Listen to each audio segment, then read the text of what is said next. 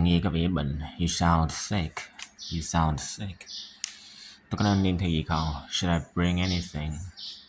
Should I bring anything? Tôi có nên dặn nhạc nhỏ xuống không? Should I turn the music down? Tôi nên trả trước không? Should I pay in advance? Để tôi đưa bạn về nhà nha. Let me walk you home. Bạn không nên chơi trên đường phố. You shouldn't play on the streets. Bạn không nên mất bình tĩnh. You shouldn't lose your temper. Bạn không nên đi theo người lạ bất cứ đâu. You shouldn't follow strangers anywhere. Bạn không nên bạn không nên cho anh ấy mượn tiền. You shouldn't lend him money. You shouldn't lend money to him. Bạn nên lái xe cẩn thận. You should drive carefully. Bạn nên dọn phòng của mình. You should clean up your room. Bạn nên đi khám bác sĩ. You should see a doctor. Bạn có thể thấy nó khó chịu. You might find it unpleasant. Ý bạn là bạn không thể đến vào ngày hôm nay hả? You mean you can't come today? Bạn nhìn như một đứa trẻ thông minh. You look like a smart kid.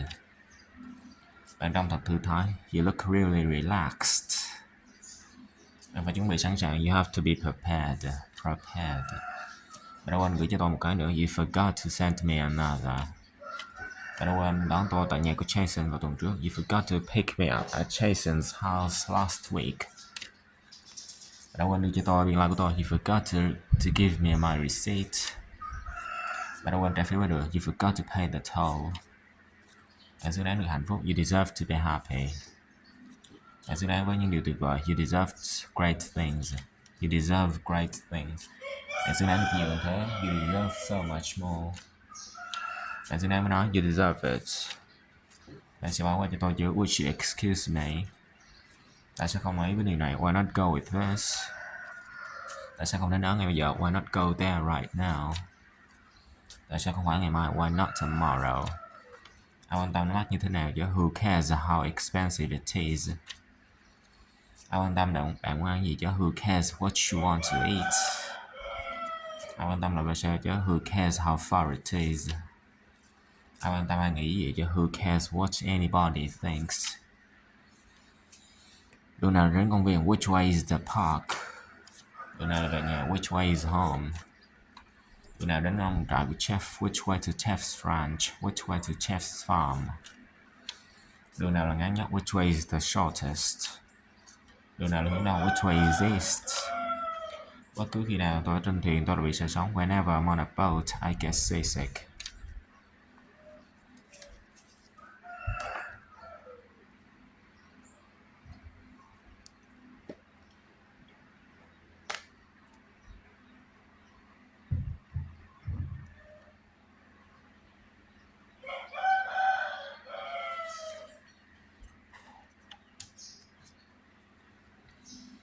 Khi nào có cuộc họp? When is the meeting? Đám cưới diễn ra khi nào? When is the wedding? Khi nào là sinh nhật bạn? When is your birthday? When is your birthday? Khi nào là hạn chót? When is the deadline? Is the deadline? Dù cho cái chuyện gì xảy ra đi chăng nữa thì cũng hãy bám sát tôi. Whatever happens, stay close to me. Cho anh ấy có nói gì nữa thì còn bỏ qua nó được. Whatever he says, just ignore it. Bạn có nói gì đi nữa thì câu trả lời cũng là không. Whatever you say, the answer is no. Bất cứ điều gì bạn muốn chỉ cần cho tôi biết là được. Whatever you want, just tell me. Ý bạn là gì? What do you mean? What's your point? Mấu chốt cái điều này là gì? What's the point of this? Cái gì khó hiểu ở đây? What's so hard to understand here? Cái gì đặc biệt ở anh ấy? What's so special about him? Cái gì hay về nó? What's so good about it? Nếu ngày mai tôi vẫn bị bệnh thì sao? What if I'm still sick tomorrow? Nếu tôi dậy trễ thì sao? What if I get up late? Nếu họ biết ai đã làm điều đó thì sao? What if they know who did it? Nếu chúng ta trễ thì sao? What if we are late? Còn việc thuê một thư ký mới thì sao? What about hiring a new secretary? Còn việc đi đường cao tốc thì sao? What about taking the highway? Chúng tôi sẽ không để điều đó xảy ra. We are not gonna let that happen. Chúng tôi sẽ không chờ đợi. We're not gonna wait. Chúng ta sẽ bị trễ. We're gonna be late. Khi tôi còn là một đứa trẻ, tôi thường gặp rất nhiều rắc rối. When I was a kid, I used to get into so much trouble. Họ sẽ phản đối đến cùng. They're gonna object the whole way. Họ sẽ bắt đầu đặt câu hỏi. They're gonna start asking questions. Họ nói rằng không có mùa ở California. They say there are no seasons in California. Họ nói đó là tạm thời. They say it's temporary. Họ nói rằng nó gần như không đâu. They say it's almost painless. Chỉ có 2 điều trong danh sách của tôi thôi. There are only 2 things on my list. Chỉ còn một vài phần thôi. There are only a few parts left. Chỉ còn thiếu một mảnh thôi. There's only one piece missing. Chỉ có một vấn đề thôi. There's only one problem. Không gì phải lo lắng. There's nothing to worry about. Không gì phải sợ. There's nothing to be afraid of. Không còn là gì để làm. There's nothing left to do. Tốt bị sao đâu. There's nothing wrong with me. Sẽ có người ở đó để giúp đỡ. There's gonna be someone there to help. Thế là đi tông phần thưởng tôi rồi. There goes my reward. There goes my reward. Thế là đi tông bữa tối của tôi rồi. There goes our dinner. There goes my dinner. Thế là đi tông kế hoạch của chúng ta rồi. There goes our plan. Đó là lý do tại sao nó có vị rất ngon. That's why it tastes so good. Đó là lý do tại sao chúng tôi làm việc trễ. That's why we worked late. Đó là điều mọi người nói. That's what everyone says. Đó là điều tôi muốn nhận được. That's what I want to get. Đó là cách cô ấy được nuôi lớn. That's how she was brought up. That's how she was raised. Đó là cách mẹ mánh khuyến hoạt động. That's how the trick works. Đó là cách nó bắt đầu. That's how it starts. Nghe có vẻ như có rất nhiều công việc. That sounds like a lot of work. Nghe có vẻ là một thỏa thuận tốt. That sounds like a good deal. Điều đó thật nực cười. That's ridiculous.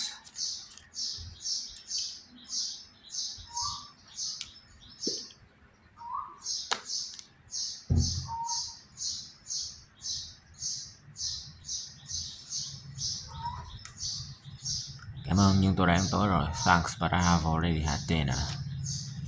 Cảm ơn nhưng có lẽ để lúc khác. Thanks but maybe another time. Cảm ơn đã giúp tôi hoàn thành dự án. Thanks for helping me finish the project.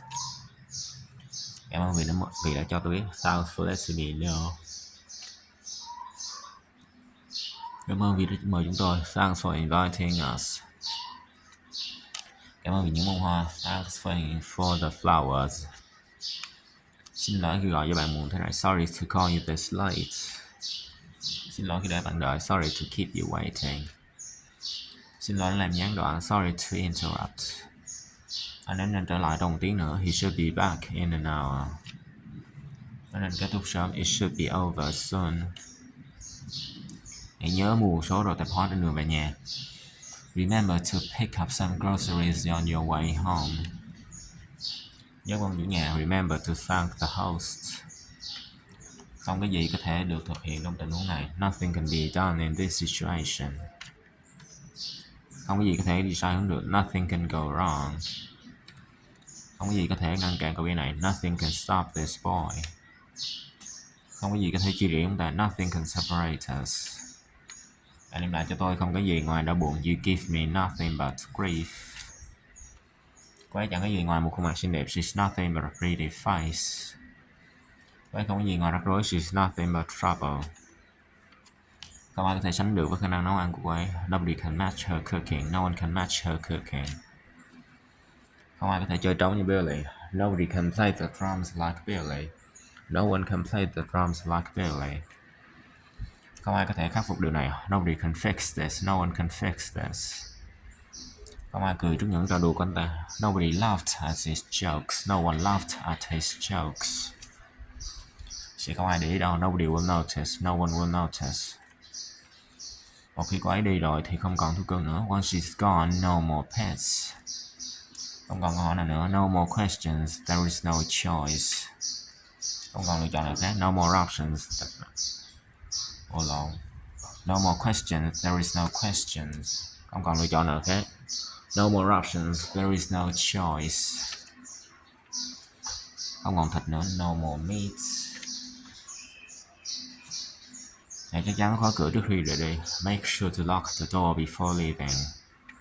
Hãy chắc chắn rằng nó không có nóng. Make sure that the water is not too hot. Hãy chắc chắn rằng bạn sẽ chia sẻ với anh em của bạn. Make sure you share with your brothers. Chúng ta đừng vội phán xét. Let's not be quick to judge. Chúng ta đừng vượt ranh giới. Let's not cross the line. Chúng ta đừng cá cảm với nhau. Let's not be quick. Let's not hold the grudges against each other. Giả sử rằng Larry không trở lại. Let's say that Larry doesn't return.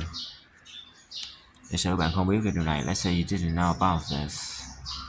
Giả sử rằng bạn đúng. Let's say that you're right. Giả sử rằng let's say that. Đi ăn trưa thôi. Let's go for lunch.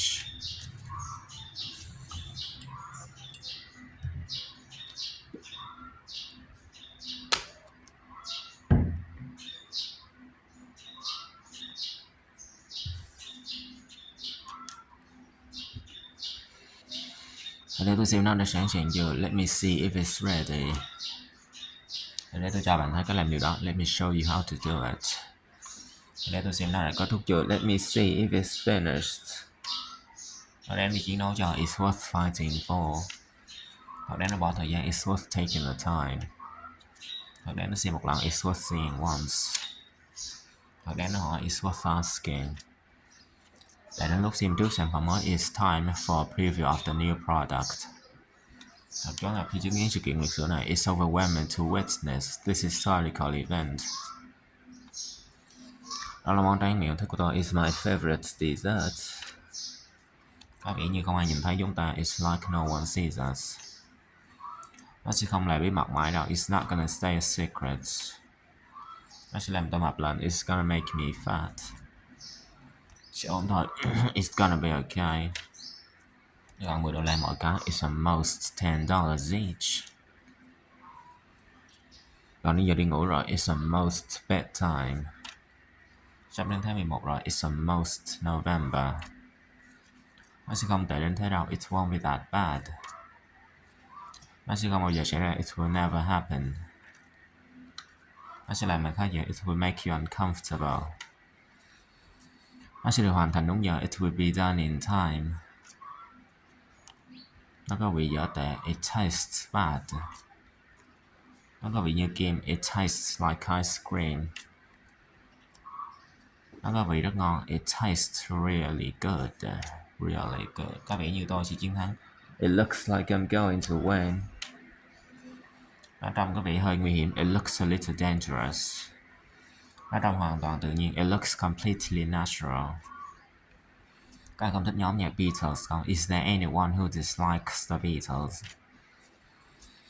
Có ai có thể dịch cái này không? Is there anyone who can translate this? Có ai sống trong hộ này không? Is there anyone living in this apartment? Có ai không đồng ý không? Is there anyone who disagrees? Đó là điều bạn nghĩ phải không? Is that what you think? Đó là điều bạn muốn phải không? Is what you want? Có ai là bác sĩ không? Is anyone a doctor? Có ai đói bụng không? Is anyone hungry? Có ai có thời gian không? Is anyone available? Trong trường hợp tôi quên gọi cho khách hàng của tôi, hãy nhắc tôi. In case I forget to call my client, remind me. Trong trường hợp họ hỏi, hãy nói với họ rằng tôi không có đây. In case they ask, tell them I'm not here. Nếu có một điều tôi ghét đó là một kiểu nói dối. If there is one thing I hate, it's a liar. Nếu có thời gian tôi muốn xem viện bảo tàng. If there is time, I would like to see the museum. Tôi đã biết anh ta từ khi còn bé. I have known him since he was a kid. Tôi đã biết Mike từ lâu. I've known Mike for a long time. Tôi đã biết cô ấy được 10 năm rồi. I've known her for 10 years. Tôi đã nghe điều này nhiều lần trước đây. I've heard this many times before. Tôi nghe nói cô ấy rất đẹp. I've heard that she's very nice. Tôi đã nghe nói có một trận động đất đêm qua. I've heard that there was an earthquake last night. Tôi đã câu cá trên thuyền. I've been fishing on the boat. Tôi đã chịu học tiếng Anh. I'm into studying English. Tôi đã gặp rắc rối. I'm in trouble. Tôi mắc cỡ khi hát trước công chúng. I'm embarrassed to sing in public. Tôi lo lắng về kết quả kiểm tra y tế của mình. I'm anxious about the results of my medical examination. Tôi nóng lòng muốn gặp cầu thủ bóng chày yêu thích của tôi. I'm anxious to meet my favorite baseball player. Tôi lo lắng về việc tham dự kỳ thi tuyển sinh đại học. I'm anxious about taking the university entrance exam. Tôi lo lắng về sức khỏe không tốt của ông tôi. I'm anxious about my grandfather's poor health. Tôi sợ chấn thương của bạn là quá nặng. I'm afraid your injuries were too severe.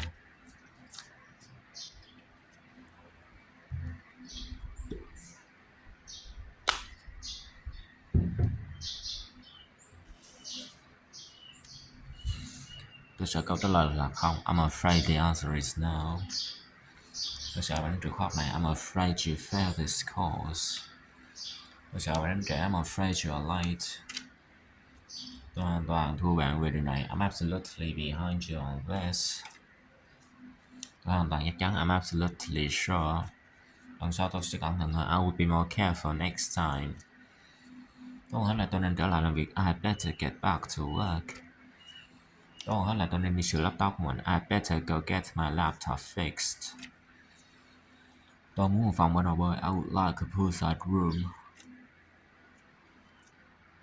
Tôi muốn chỗ ngồi cạnh lối đi. I would like an aisle seat. Tôi tự hỏi khi nào nó bắt đầu. I wonder when it starts. Tôi tự hỏi những gì đã xảy ra đằng sau hậu trường. I wonder what happened behind the scene. Tôi tự hỏi hoặc những lựa chọn nào. I wonder what kind of options they have. Tôi tự hỏi tại sao bạn từ chối lịch nghỉ của này. I wonder why you refused this offer. Tôi thề tôi sẽ không bao giờ làm bạn thất vọng nữa. I swear I will never disappoint you again.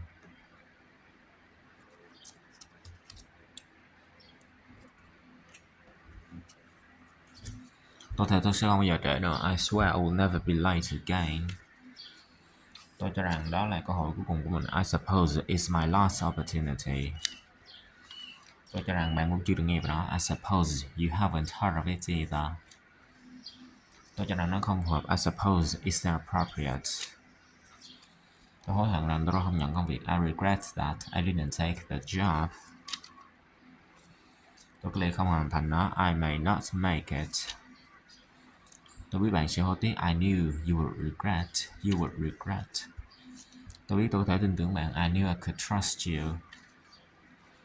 Tôi biết bạn có thể làm được. I knew you could do it. Tôi đã biết điều đó sẽ xảy ra. I knew that was going to happen.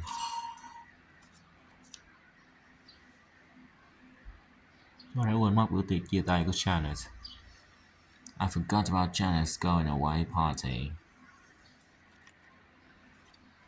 Tôi cảm thấy rằng chúng ta đang đi sai đường. I feel that we're going the wrong way. Tôi cảm thấy tôi có lẽ đã làm điều gì đó sai. I feel that I may have done something wrong. Tôi cảm thấy bằng không bằng tâm. I feel that you're not committed. Tôi tin rằng anh ấy đã tìm hiểu về những nghiên cứu của bạn. I believe that he found out about your studies. Tôi cho rằng bạn đã quên cuộc hẹn của chúng ta. I assume you have forgotten our appointment. Tôi cho rằng bạn ở đây là có lý do. I assume you are here for a reason. Tôi cho rằng bạn đang làm tránh tội. I assume you are avoiding me. Tôi đánh giá cao những gì bạn đang cố gắng làm. I appreciate what you are trying to do. Tôi đánh giá cao những gì bạn đã làm. I appreciate what you have done. Tôi đánh giá cao sự hỗ trợ. I appreciate the support. Tôi đánh giá cao lời đề nghị. I appreciate the offer. Tôi đánh giá cao lời khen. I appreciate the compliment. Tôi gần như đã bắt cuộc. I almost gave up. Almost. Hào phóng làm sao? How generous. Thật buồn làm sao? How sad. Thật kỳ diệu làm sao? How marvelous. Thật thú vị. How exciting. Tôi có nhiều thời gian. How much time do I have? Bao nhiêu người biết về điều này? How many people know about this? Bạn đã phỏng vấn với những viên. How many applicants did you interview? Ánh sáng có thể đi được bao xa? How far can light travel? Bạn có thể chạy bao xa? How far can you run? As chuyển đi ra đi bao xa? How far away do you deliver pizzas? Bạn có thể nhìn bao xa? How far can you go see? Thư viện đó bao xa? How far is the library? Việc học lái xe của bạn như thế nào rồi? How did your driver training go? Trận đấu cuối cùng diễn ra như thế nào? How did the final match go? Quái có vẻ khá ngại ngùng. She seems quite shy. Quái có vẻ hào hứng về điều này. She seems excited about this. Quái có vẻ hạnh phúc với công việc của mình. She seems happy with her job. Quái có vẻ buồn bã. She seems upset. Hãy quên công việc và tận hưởng niềm vui chút đi. Forget about work and have some fun. Hãy quên những gì đã xảy ra vào lần trước đây. Forget about what happened the last time. Mặc dù tôi đang rất vội, tôi sẽ chờ họ đến. Even though I'm in a hurry, I will wait for them to arrive. Mặc dù trong đây đang là 40 độ, tôi cảm thấy lạnh. Even though it's 40 degrees in here, I'm still cold. Mặc dù đó là một ngôi nhà đẹp sĩ không có ai mua nó. Even though that's a nice house, nobody will buy it. Ngay cả khi dự án thất bại, chúng tôi cũng sẽ thu được kinh nghiệm. Even if the project falls, we will gain from the experience. Ngay cả khi trời mưa, chúng tôi vẫn dự định sẽ đó. Even if it rains, we are planning to be there. Ngay cả khi nó không, tôi vẫn sẽ làm. Even if you say no, I'll still do it. I'll still do it.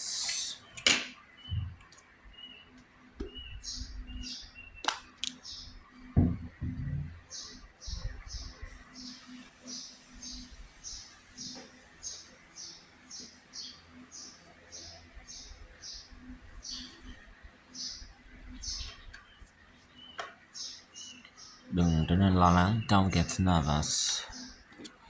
Đừng trở nên nản lòng, don't get frustrated. Đừng trở nên tức giận, don't get angry. Đừng trở nên buồn, don't get upset. Đừng quá nhỏ mọn, don't be so petty. Đừng sợ thất bại, don't be afraid to fail. Đừng như một đứa trẻ nữa, don't be such a child. Đừng kích kỷ nữa, don't be mean. Nó cần phải hoàn thành trong ngày hôm nay không? Does it need to be finished today? Nghe có ổn không? Does it sound okay?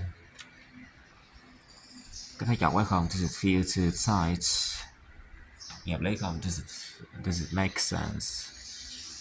Có giúp giảm đau không? Does it help with the pain? Có đem thêm một bộ dụng cụ sơ cứu không? Did anyone pack a first aid kit? Có ai tình nguyện không? Did anyone volunteer? Có ai thấy những gì vừa xảy ra không? Did anyone see what just happened? Có ai gọi cho tôi không? Did anyone call me? Có ai biết người nào chịu trách nhiệm không? Does anyone know who's in charge? Có ai còn sử dụng điện thoại không? Does anyone need to use the phone? Có ai có thể nói tiếng Anh không? Can anyone speak English? Tại sao bạn lại trở nên thiếu kiên nhẫn như vậy? Why are you getting so impatient? Tôi đang trở nên rất ốm và mệt mỏi với trò chơi này. I'm getting sick and tired of this game. Nói dần thấy lo lắng. He's getting nervous. Tôi không có bằng chứng thực tế. I don't have any actual evidence. Có những người khác liên quan đây. There are other people involved here.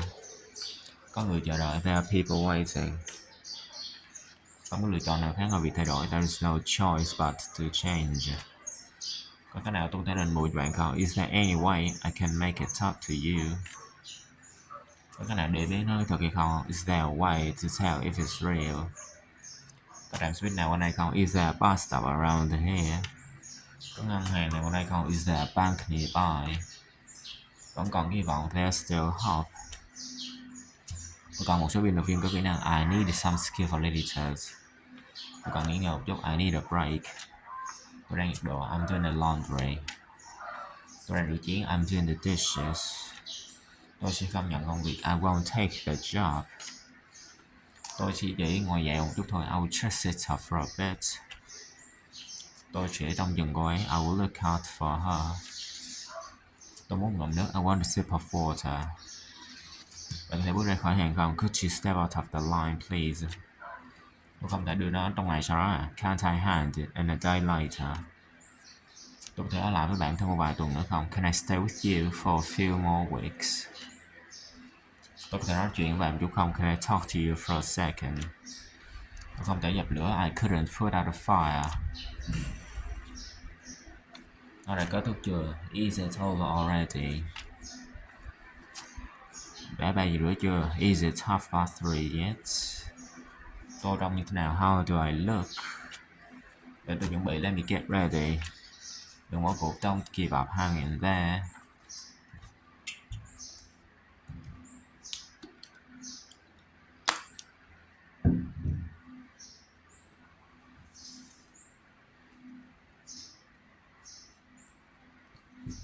Tôi không mê bóng đá. I'm not into soccer. Bóng đá không của tôi. Soccer is my thing. Không nhất thiết phải như vậy. Not necessarily. Bất cứ lúc nào. Anytime. Tôi thực sự biết ơn. I'm really grateful. Bảo trọng nhé. Take care. Cố lên, vui lên đi. Cheer up. Gần trưa rồi. It's almost noon. Gần bay rồi. It's almost 3:30. Bạn đang chờ đó hả? Are you waiting for someone? Bạn có sợ không? Are you afraid? Không dậm lên cỏ. Keep off the grass. Chúc đi vui vẻ. Enjoy your trip. Enjoy. Cảm ơn vì đã đến. Thanks for coming. Ngồi đi. Take a seat. Have a seat. Chỉ quay lại ngay. They will be right back. Cảm ơn mai đi. Take a chance. Không phải mới đây. Not recently. Nhiều hơn thế. More than that. Tôi rất tiếc chúng ta ra hết rồi. I'm sorry. We are sold out. Tôi chỉ đưa bạn đến trạm xe buýt. I will take you to the bus stop. Tôi xong việc lúc 6 giờ. I get off work at 6. Công việc thế nào rồi? How's work going? Anh ấy sắp đến rồi. He's coming soon. Mọi thứ đã sẵn sàng. Everything is ready. Bạn trông giống như chị em gái quần vậy. You look like your sister. Ngày mai cứ đi lại mà. Are you working tomorrow? Bạn có cháu nào chưa? Do you have any children? Tôi có thể hỏi bạn một câu không? Can I ask you a question? Hôm nay trời sẽ tuyết. It's going to snow today. Nó bắt đầu lúc mấy giờ? What time does it start? Mọi người vì một người, mọi người vì mọi người. All for one, one for all. Tôi sẽ cẩn thận hơn. I will be more careful. Tôi dẫn bạn về tới được không? Can I bring my friend? Có ai khác đến được không? Is anyone else coming? Buộc chặt dây an toàn của bạn. Fasten your seatbelt.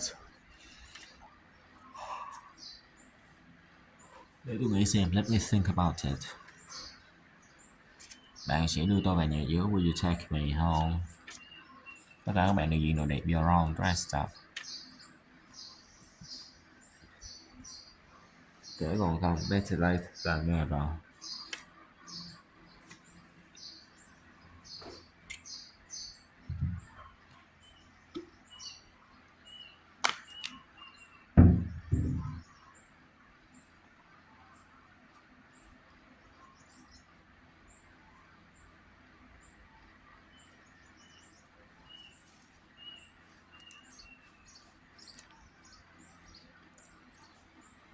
Khi nào anh ta sẽ trở lại? When will he be back?